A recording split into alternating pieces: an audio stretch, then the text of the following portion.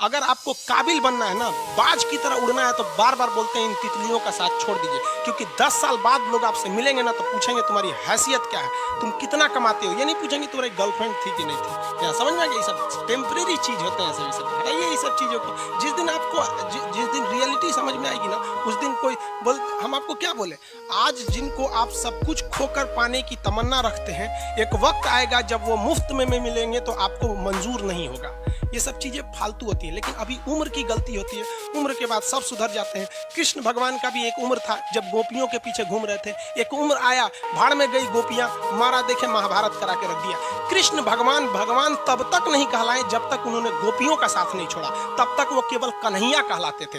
भगवान तभी कहलाए जब उन्होंने लड़कियों का साथ छोड़ा। तो अब तक केवल आप विद्यार्थी कहलाएंगे जब तक कि लड़की या गर्लफ्रेंड के साथ रहेंगे। जिस दिन इनका साथ छोड़ेंगे ना, उस दिन दुनिया आपको देखेगी। सबसे खतरनाक आदमी होता है एक शरीफ इंसान, जब उसके अंदर से जीने की ख्वाहिश खत्म हो जाए, फिर वो परमाणु बम से नहीं डरता। दुनिया में सबसे ताकतवर चीज कौन है? पैसा। खूब कमाओ पैसा, टारगेट बनाओ 2 लाख करोड़ 3 लाख करोड़, इस नीचे बनाओ ही मत। और ये ड्रामेबाजी मत सुनो होगी, हिंदुस्तान में लोग बहुत ड्रामा डायलॉग मारते हैं। पैसा क्या है भाई साहब? हाथ की मैल है, दिखा निकाल के दिखा। खूब पैसा कमाओ, खूब गोल बनाओ, पैसा कमाए। ये लोगों की डायलॉगबाजी में मत जाओ। Peak of materialism is the beginning of spiritualism. अपना हवाई जहाज खरीद लो, कंट्री खरीद लो, आइलैंड खरीद लो। 1 लाख करोड़ का टारगेट बनाओगे तो 1000 करोड़ कमा लोगे ना, ठीक है। अफेयर, दोस्ती, रिश्तेदारी सब ताकत से होती है, नहीं तो रिक्शे वालों के भी अफेयर होते। अगर अफेयर, दोस्ती, रिश्तेदारी ह्यूमनिज्म पर होती, इंसान से होती, तो रिक्शे वाला भी वैलेंटाइन डे के दिन छुट्टी पर रहता।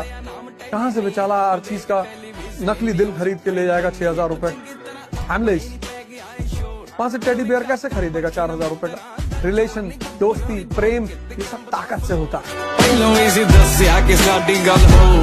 खुद की औकात बनाओ भाई, खुद की पहचान बनाओ। साला कोई नहीं पूछेगा तुम कौन हो, कहां से हो, कैसे हो। साला मर जाओगे एक टाइम पे, लेकिन किसको घंटा फर्क नहीं पड़ेगा कि तुम कहां से आए और कहां से गए। लोग बोलते रह जाएंगे कि भैया पैसे से कुछ नहीं होता, 2 दिन की जिंदगी है, कट जाएंगी, मर जाएंगे, तू पैसा छाती के ऊपर लेके जाएगा क्या? ऊपर लेके, ये लोग बोलते रहेंगे। लेकिन यही लोग तुम्हारी इज्जत नहीं करेंगे क्योंकि तुम्हारे पास में पैसा नहीं है। इसलिए पैसा बनाओ, क्योंकि पैसे से इज्जत बनती है और पैसे से औकात बनती है। याद रखना ये बात। वो ट्रेन जिसकी स्पीड 120 है वो 50 ट्रकों को उड़ा देगी, क्योंकि उसमें मोमेंटम है। तो आप में जब मोमेंटम आता है तब रेस्ट करने मत चल जाना। अब मोमेंटम का टाइम, अब रेस्ट मत करना। कहीं आज देखो वाह नॉलेज मिल गया, जिंदगी बदल जाएगी, अब 3 महीने बाद फिर मिलते हैं, नहीं। आज से रेस्ट बंद है, आज से। और जिंदगी हो या गाड़ी, जीतेगा वही जो टाइम पे गियर चेंज कर। अगर आपको राजा बनने का शौक है तो गुलाम की तरह मेहनत करना चाहिए। कभी कभी गुच्छे की आखिरी चाबी भी ताला खोल देती है। हम सबकी सबसे पहली जो शिक्षक होती है वो माँ होती है, इसलिए माँ का शिक्षित रहना बहुत जरूरी है। अगर कोई शिक्षित माँ है तो वो कभी भी अपने बच्चे को शिक्षा से दूर नहीं करेगी। मेरा ये हरगिज कहना नहीं है कि जिसकी माँ अशिक्षित है उसका बेटा पढ़ा लिखा नहीं होगा। मेरी माँ आज भी अनपढ़ है, आज भी उससे 1 रोटी मांगते हैं ना तो वो 2 रोटी दे देती है।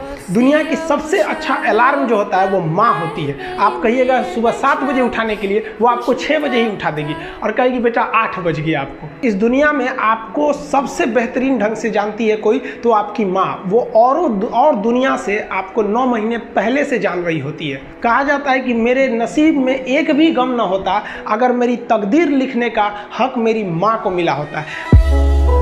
आप लोग अगर मोबाइल भी देख रहे हैं ना तो गाना वाना मत देखिए, हाई नचनियन का शॉर्ट्स मत देखिए। आपको कुछ भी देखिए उससे नॉलेज होना चाहिए, इंटरटेनमेंट नहीं। आपको अगर कुछ भी नहीं समझ में आ रहा है, ये देखिए कि नहीं मैन्युफैक्चरिंग कैसे होता है किसी चीज का, गाड़ी मैन्युफैक्चरिंग कैसे होती है, जहाज मैन्युफैक्चरिंग कैसे।